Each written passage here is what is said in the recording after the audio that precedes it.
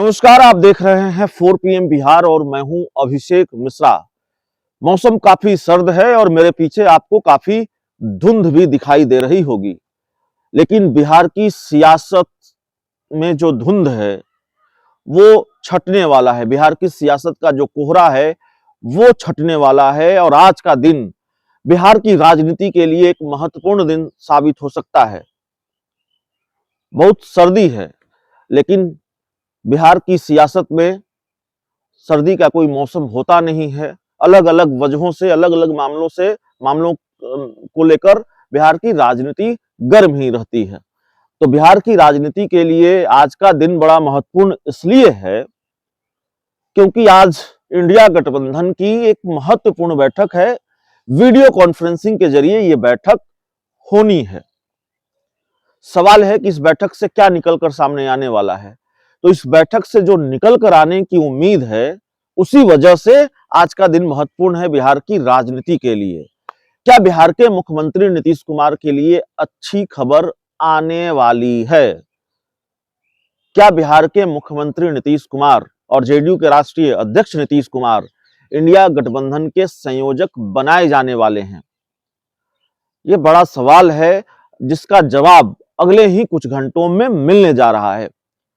सुबह 11:30 बजे से ये मीटिंग होगी और जाहिर है 2 घंटे ये मीटिंग चलेगी और उस मीटिंग में ये ऐलान होना है। तकरीबन ये तय है, अभी तक जो बात साफ सामने आ रही है कि ये तय है कि नीतीश कुमार को कोई बड़ी जिम्मेवारी और जाहिर है संयोजक पद की जिम्मेवारी इंडिया गठबंधन में मिल जाए और मल्लिका अर्जुन खड़गे जो कांग्रेस के राष्ट्रीय अध्यक्ष हैं, उनको इंडिया गठबंधन का चेयरपर्सन बना दिया जाए, अध्यक्ष बना दिया जाए। लेकिन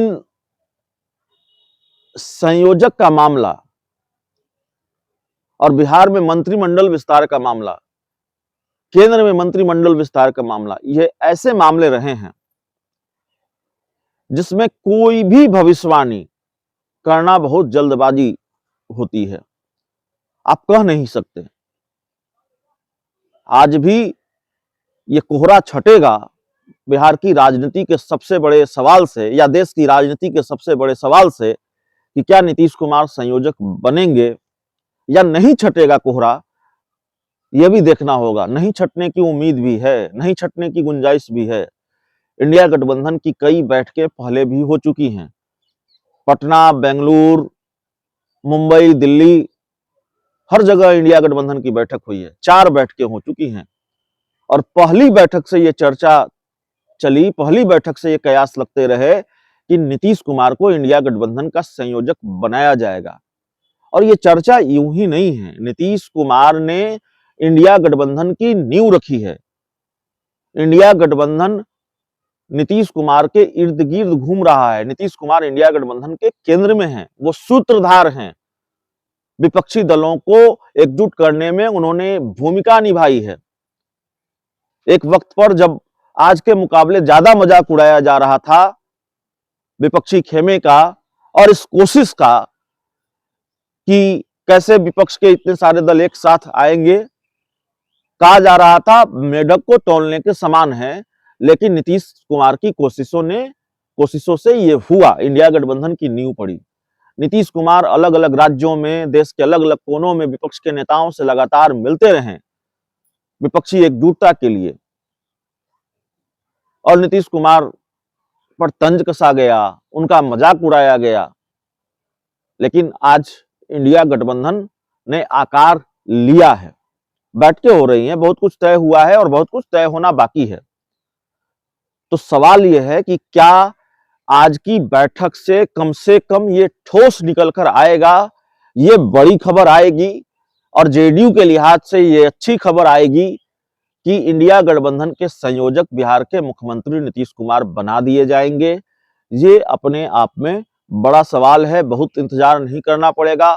कुछ घंटों के इंतजार के बाद बात साफ हो जाएगी। देखना पड़ेगा कि इस बैठक में क्या फैसला लिया जाता है। अब सवाल सीटों को लेकर है। जाहिर है बैठक है तो एक बड़ी पेचीदगी, सीट बंटवारा भी है। चाहे वो राष्ट्रीय स्तर पर इंडिया गठबंधन में सीटों के बंटवारे का मामला हो या बिहार की 40 लोकसभा सीटों के बंटवारे का मामला हो, जेडीयू की तरफ से खूब बयान आते रहे हैं। जेडीयू को इस बात पर भी आपत्ति रही है कि भाई देर हो रही है, सीट बंटवारा जल्द से जल्द कर लीजिए।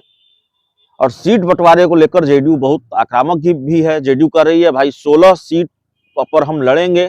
अशोक चौधरी तो कह रहे हैं हम 17 सीट पर लड़ेंगे।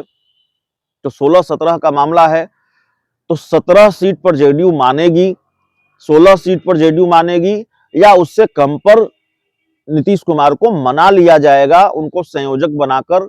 यह भी अपने आप में बड़ा सवाल है। नीतीश कुमार को एक बड़ी जिम्मेवारी देकर इस बात को लेकर मनाने की कोशिश होगी कि देखिए कम सीटों पर मान जाइए।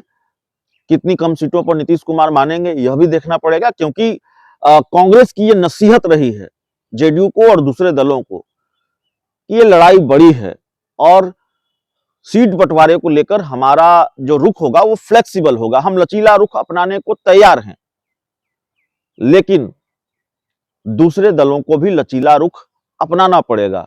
दूसरे दलों को भी फ्लेक्सिबल होना पड़ेगा सीट बंटवारे को लेकर। और कांग्रेस जेडीयू की तरफ से जो बयान आ रहे हैं उस पर नसीहत भी कांग्रेस ने दी है जेडीयू को, अशोक चौधरी जैसे नेताओं को।